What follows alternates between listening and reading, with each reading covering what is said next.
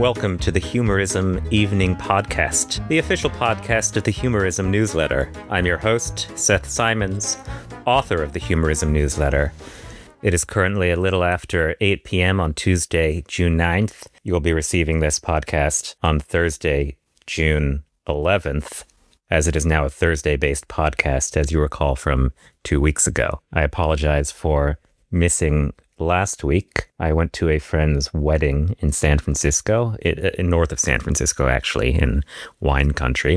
Shout out to Sam, friend of the podcast. Beautiful wedding. Idyllic, actually, sort of the platonic ideal of a wedding. Bill Maher's manager was there. I didn't have the pleasure of saying hi, but it was a nice time all around. And then I spent a few days afterwards in San Francisco with my girlfriend. We went to Alcatraz, we went to Chinatown, we hung out in Oakland. As you may recall, I used to live in the Bay Area some years ago in the East Bay in Walnut Creek during my first attempt at grad school. And it was nice to get back. Hadn't been back since right before the pandemic. And now I'm back in Brooklyn podcasting, which is what everyone wants and what everyone loves, especially me. Today I want to talk about a couple new defenses of the Riyadh Comedy Festival that we've seen from various comics in the last few weeks. By various comics, I mean two comics. Rami Youssef was one of them. I wrote about it a bit in the newsletter last week. And the other is Zarna Garg, who also defended her choice to perform at the festival. I'll talk a bit more about Rami first, and then we will move on to Zarna. Both of their defenses interest me, on the one hand, because I think they're well-meaning people. I don't think they are these sort of cynics and nihilists we usually deal with in the Humorism newsletter and on the Humorism podcast. And secondly, because they are both basically defenses from wokeness. They are both arguing that it was woke to do the Riyadh Comedy Festival and unwoke to criticize comedians who did the Riyadh Comedy Festival. Rami, of course, did not do the festival, but various friends of his did, and he defends them in the Vulture podcast. I'm obviously a big critic of the comics who did the festival. I wrote quite a bit about it. I talked about it on podcasts and on the radio, and I obviously think they're wrong and that I'm right. But I also think that their defenses are symptomatic of a moral cowardice we see in a lot of comics who are ostensibly progressive or even leftist, but who also very conveniently turn a blind eye towards the various compromises the industry asks of its artists, especially of their peers and their friends, and every so often of themselves. So we will start with Rami. Again, this is on Vulture's Good One podcast, hosted by Jesse David Fox. I will now roll clip. This festival, it is all the whole conversation about it is just it just misses the point. You know, I think it just misses the point. It is kind of it's one of those things where I was always curious who was making the critique. Because look, if you're the kind of person that speaks up about everything, and I know plenty of people who are upset at the genocide happening in Palestine, who are upset about what's happening in Sudan, who are upset about what's happening in Iran, who also spoke up about Saudi Comedy Festival. By all means, have the conversation. But if you don't talk about anything else, and all of a sudden you're upset that the Saudis are laughing, something's off. Something's wrong with you. Yeah. Like you have a problem. You know what I mean? There's a slant to your question here. And there's a, and at the end of the day, I am always going to side with a comic wanting to make people laugh. Let's pause there. Okay. First thing I will observe about this is that Rami is kind of using, don't you think, the same logic that we've often seen from Zionists deflecting criticism of Israel. You know, why do you talk about the genocide in Gaza, but not Sudan? I don't know, maybe because my tax dollars aren't funding the genocide in Sudan, and my elected representatives don't have a close relationship with the perpetrators. Why am I talking about the Riyadh Comedy Festival, but not Sudan? Well, there's no Khartoum Comedy Festival, basically. So next question. I kind of have to wonder if Rami would accept this logic in its usual context, the one about Israel. And I don't think he would. And I personally wouldn't either, because it is an extremely lazy effort to deflect from the actual merits of the argument.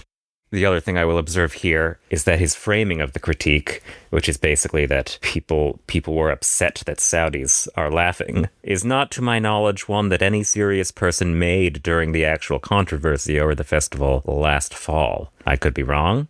Tell me if I'm wrong. I always welcome people telling me when I'm wrong. It happens all the time. My inbox is full of people telling me that I'm wrong, and I would be happy to receive such input now. But I paid close attention to those conversations last fall. I participated in them, and I think, if I recall correctly, the thrust of the argument against the Riyadh headliners was, 1, it's unethical to perform at a state-sponsored propaganda event for an oppressive autocratic regime, and 2, it's hypocritical for comedians who fashion themselves as champions of free speech to perform at a state-sponsored propaganda event for an oppressive autocratic regime.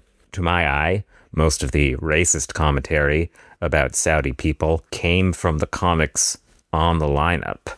Let's also consider this other thing that Rami said, that he will always side with a comic wanting to make people laugh. Why? Why would you always side with a comic wanting to make people laugh? Would you side with Tony Hinchcliffe wanting to make racists laugh? Would you side with Dave Chappelle wanting to make transphobes laugh? I suppose he would, because later in this podcast he calls Chappelle the best living comedian. But the point is that laughter is not a universal good. It exists in a context, and sometimes that context is bad. Okay, let us keep listening to the interview. At the end of the day, every single media corporation that we're part of has money from the Gulf. Yes. So, like if we want to have an honest conversation about money and capitalism, don't limit it to Saudi. Yeah. That's all I'll always kind of say. And if we want to get into, human rights violations, let's get into all of them. And I just find that to be incredibly selective, and I find that to be incredibly limiting in how we approach it. And I think especially when it comes to the entertainment industry, where so much of the money coming into Hollywood, and then you have, I think part of the point Chappelle and some of these guys are trying to make is like, so now I'm getting shot for taking the check without it going through 4 filters before it gets to me. They're basically like, okay, so you want me to take the diluted. And pause. This is another common defense of the Riyadh headliners. We saw it from Chappelle, obviously. We saw it from Whitney Cummings, who made the point, I think, either on Twitter or her podcast, or possibly on TikTok, that anyone who works with Live Nation has taken Saudi money.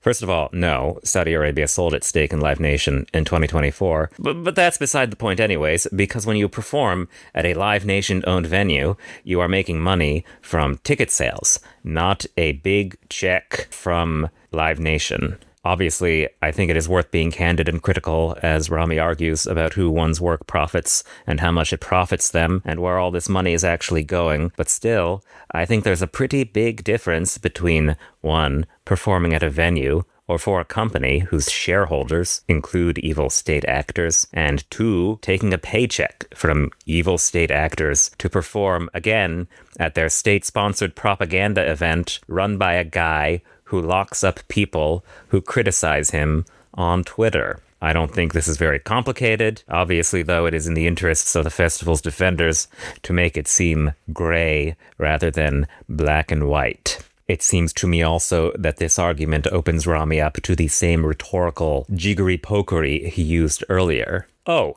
you think it's bad that all those companies have Gulf investment? Well, that's so weird. I've never seen you talk about it. Why don't you talk about it? How come you never talk about all the bad money in show business and where all the money comes from and how bad it is? I can't take you seriously if you don't talk about it all these other times. Is this a good response to what he's saying? No, obviously it's not. Okay, let's listen to a little bit more. Yeah. Oh, I mean, like, I think people should, there's so much of it. I mean, part of it is like that started happening and then stopped, right? There was like a movement to Saudi money getting in. Yeah. And like the murder of Jamal Khashoggi kind of stopped it with a very prominent entertainment company. Yeah. That, the person who called you, I believe, works for. Yeah. And then so they stopped, and then kind of time went on, and then they got involved with wrestling. Immediately resumed. Yeah. So it is truly like, if you look at it, it is all over the place. I think this was sort of an interesting example of people with the critique of all of that mixed with people whose critique was just still like essentially like starting from point of racism critique, right? So you got a mix, right? Yeah. It's a bipartisan issue. Even though people, if you spend enough time, you're like, oh, this person is actually kind of mad about this for racist reasons, and this person's mad about it for like anti-capitalism reasons. Yeah. That was Vulture's Jesse David Fox, to whom I would politely pose the question, what are you talking about? Who are the people criticizing the festival for racist reasons? I mean, really, please point them out to me. And at the same time, who are the people criticizing it for anti-capitalist reasons? Again, the critique from people like Mark Maron and David Cross, and from me, was simply that it is fucked up to do a propaganda event for a state, an oppressive state, an autocratic state, and that it is doubly fucked up to do that as one of the little free speech MAGA comedy boys. Maybe Zach Woods in his TikTok about the festival was racist in some way. I don't remember, but I am really struggling to think of any serious criticism from the angle that these guys are describing. And if there was unserious criticism, then okay, it was unserious. I don't think it really should factor into this conversation. All right, let's hear what Rami says next. I mean, look, it's really, we can go, I mean, it's, you know, in this moment where we are right now, it's like, as a country, we are reckoning with our government and the level of, you know, because it's like, it's just incredibly, we know here, we're so open here to the idea that we could present globally a certain way, but that the reality on the ground would be different. Yeah. If you never step foot in America, you basically go, there is a president that many of you say has been to court, tried as a rapist. You elected him not once, you elected him twice. Then he created a system in which he is throwing people out, regardless of whether they're even citizens. Some people are Hispanic and just being thrown out. Yeah. Some people are being sent to a place that he proudly calls Alligator Alcatraz. So you put immigrants in a jail surrounded by alligators. Whether that's true or not, you certainly seem proud of saying it could be true and should be true. What are we talking about? That's insane. You're droning everybody. You're doing all this stuff. So it's like, I just don't know where we want to have these conversations. Like, why do we have them where we have them and not where we don't? Yeah. You know, that's where it starts to feel very kind of opportunistic. Not and even worse than that. It's like it is culturally and racially motivated. Yeah. It is, you know, and I, again, this is where I am as a comic, is like, I'm going to question all of it. Yeah. So it's like, I don't think anyone watches my show and goes, anyone's getting a pass, you know, and I think that's my job. Yeah. My job is to try to find a way to bring the tension down on all of it.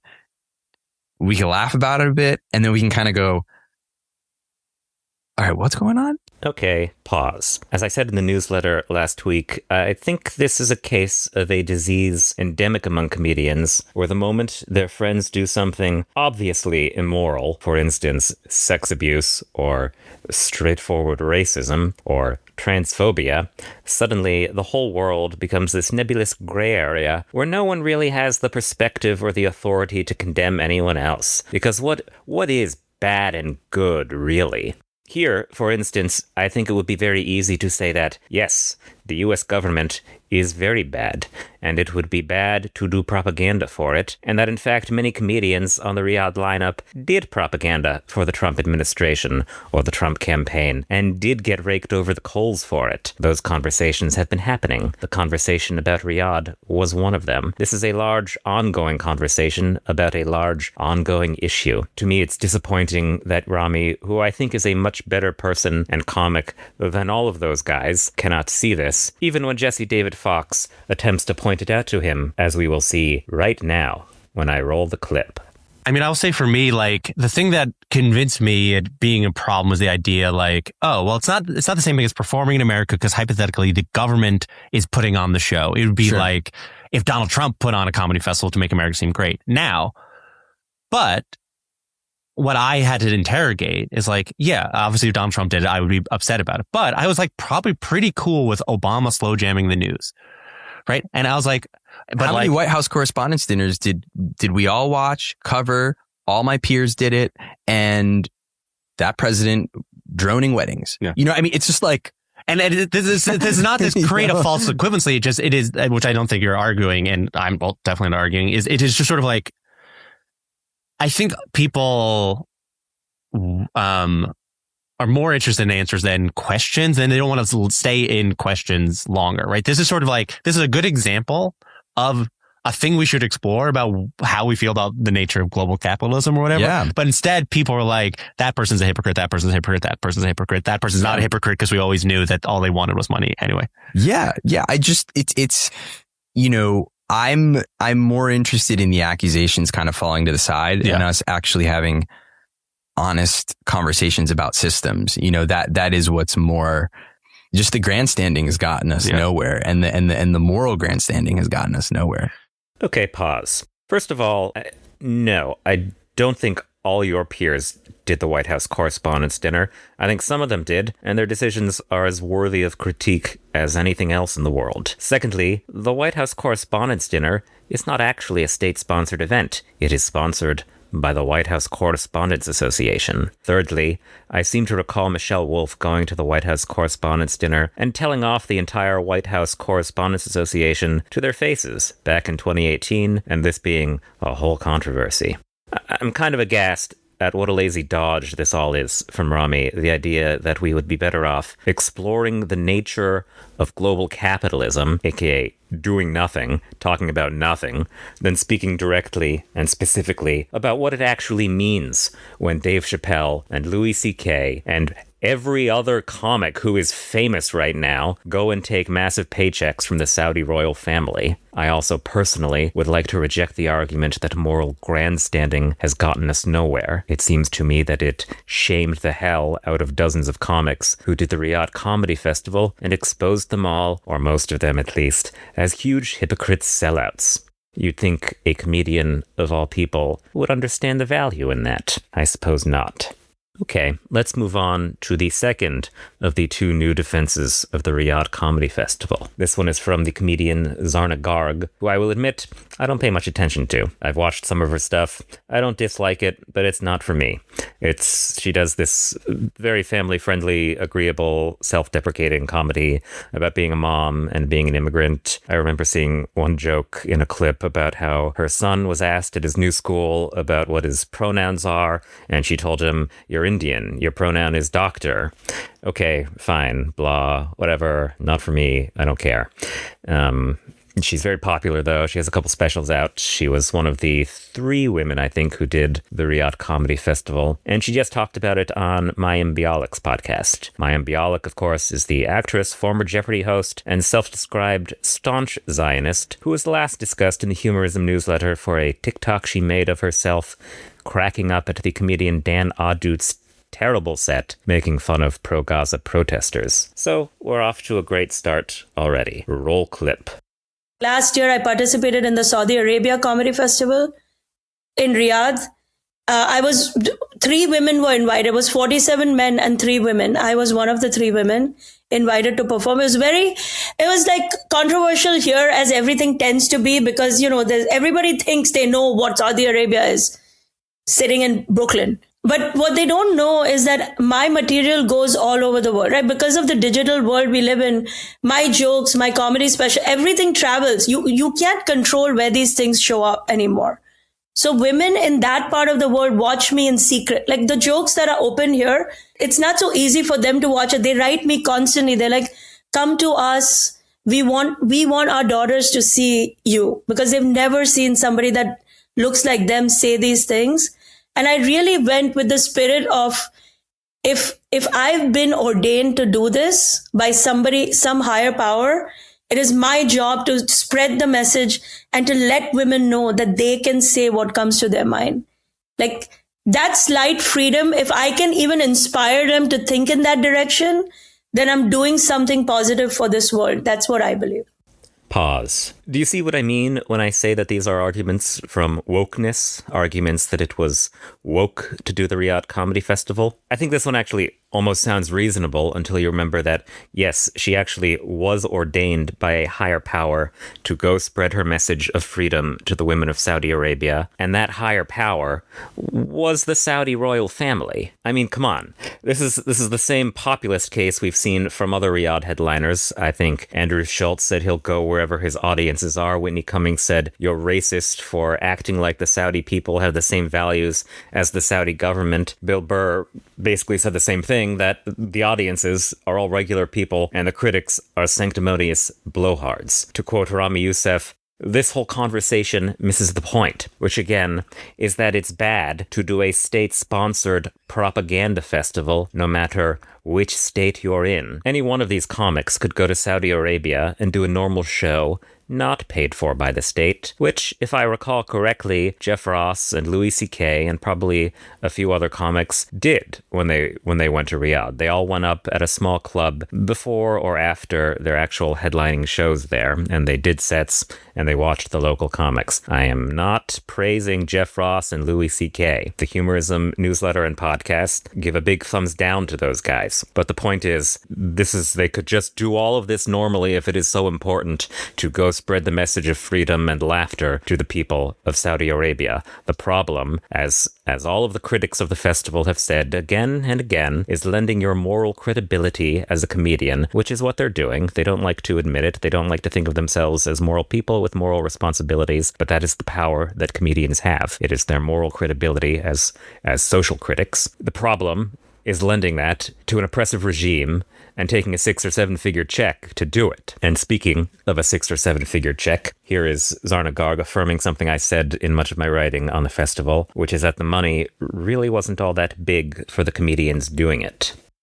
So even though, like when I went to Saudi Arabia, my kids were dead against it. And it's not the money. Just so people know, a lot of people think that the comics who did it for the money. Money is very important in life. But I'm going to say this and it's going to sound a little braggy, but I'm going to be honest about it. The comics they invited make a lot of money in America. Like, they didn't invite the comics who are struggling here, to be honest. We would have all made money. I could do 3 more shows in New Jersey and make the same money. We all didn't go there just to chase the money. I can't speak for others, but the money was not a motivator for me at all. I'm telling you, I went with the sense that I owe those women something. That somebody opened my eyes to it, right? Somebody opened my eyes and showed me that this is a possibility. And if I'm in the position to do that for others, then I have to step up. Pause. Look, lots of comics did it for the money, and they said so straight up. Well, that's great that she didn't, but it's the sort of thing that, in my opinion, should factor into one's comprehensive analysis of the festival. This is a bit apples and oranges, but it reminds me of an argument I used to see from left-wing comics who did shows at extremely right-wing clubs in New York, like The Stand or Stand Up New York, who said that it was worth trying to infiltrate them to reach people who otherwise wouldn't be exposed to left-wing thought. Okay, sounds possible, but also, hear me out, all the other comics there are exposing them to right-wing thought, and your very presence communicates that you are okay with them, and you are okay with their thoughts, and you are okay with the club itself, and you don't consider any of that sort of a deal breaker or the sort of thing that doesn't belong in the public sphere. And you kind of have to weigh the legitimacy you're affording the whole affair against the very small difference that you might make. Or perhaps the more relevant comparison is the old German proverb, not that old, perhaps apocryphal, that if 9 people unprotestingly sit down at a table with 1 Nazi, what you've got is 12 Nazis sitting at a table. At a certain point, I think you kind of have to ask yourself whether it's possible to be the one good person in a room where everyone else is an evil, cynical piece of shit. Or perhaps you can avoid these difficult, thorny questions altogether by following what seems to me a very simple rule: don't do state-sponsored propaganda festivals. There's one other thing this all got me thinking about, which was Chappelle's argument a while ago. I think it was on maybe Michelle Obama's podcast, or possibly in his special, where he complained about people criticizing him for doing the Riyadh Comedy Festival, where he said basically all money is dirty money. You know, even American dollars have slave owners on them. Yes, great point. Good thing to talk about, definitely worth talking about. If you think it's so bad, you could do all of your shows for free. You could just not charge people to come to them. You could take money out of the equation altogether. You're incredibly rich. You could easily do that. Just don't use the dirty money at all, completely remove the dirty money from the equation. I think lots of these comics could do that. Or maybe how they could do it is, you got a weekend of shows, you do one of them, you charge for it normally, and then the other one, you don't charge for it, because obviously the comic is taking a loss paying for the venue, paying to rent the venue and for marketing and security and all that. So those sort of things cancel each other out. The dollars cancel each other out. Basically, there's no money involved. Maybe that would be a good way for all of these people to deal with the sincere, good faith concerns that they clearly have about corruption in Hollywood and dirty money under capitalism. Just a little idea that I have for them. All right, I think that's all for the Humorism Evening Podcast today, Tuesday, June 9th, or for you, Thursday, June 11th. I've got some good stuff coming up for you on the newsletter, one of which will have already been published by the time you get this, I believe, but more of which will be published in the days and weeks to come. If you enjoyed this podcast, please, by all means, share it with your friends, send them the link, let me know what you think. I welcome your emails as always, and we'll be back soon with more of the Humorism Evening Podcast that you crave. End of podcast.